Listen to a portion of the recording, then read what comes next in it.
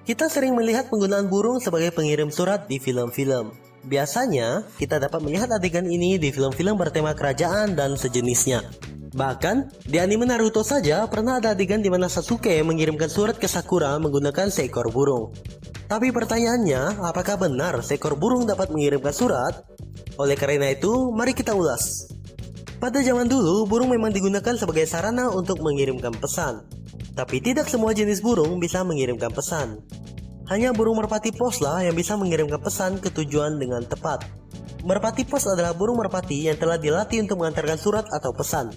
Merpati merupakan salah satu jenis burung yang cukup pintar, memiliki daya ingat yang kuat, kemampuan navigasi, dan naluri ilmiah yang dapat kembali ke sarang meskipun sudah pergi dengan jarak yang jauh dan waktu yang cukup lama. Sehingga surat yang disampaikan pasti sampai di tujuan atau sangat kecil kemungkinan untuk surat itu tidak sampai ke tujuan.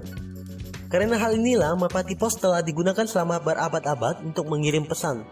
Tetapi yang perlu diketahui adalah merpati hanya dapat mengirimkan pesan dalam satu arah. Jadi cara kerjanya adalah seperti ini. Merpati pos kita bawa pergi dari sarang mereka, dan ketika dibutuhkan kita dapat mengirim pesan kembali ke lokasi sarang mereka.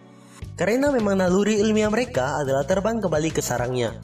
Jadi, ide untuk mengirim pesan kemanapun yang kita inginkan menggunakan burung adalah hal yang sedikit tidak masuk akal. Namun, dengan menempatkan makanan mereka di satu lokasi dan sarang mereka di tempat yang lain, kita dapat melatih merpati untuk terbang bolak-balik antara dua lokasi dengan handal.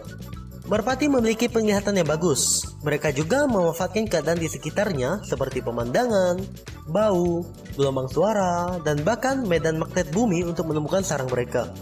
Merpati memiliki organ bernama internal kompas yang diperkirakan berada di sekitar hidung dan mata, yang membantu merpati untuk menghitung medan magnet bumi sehingga bisa memetakan rute pulang.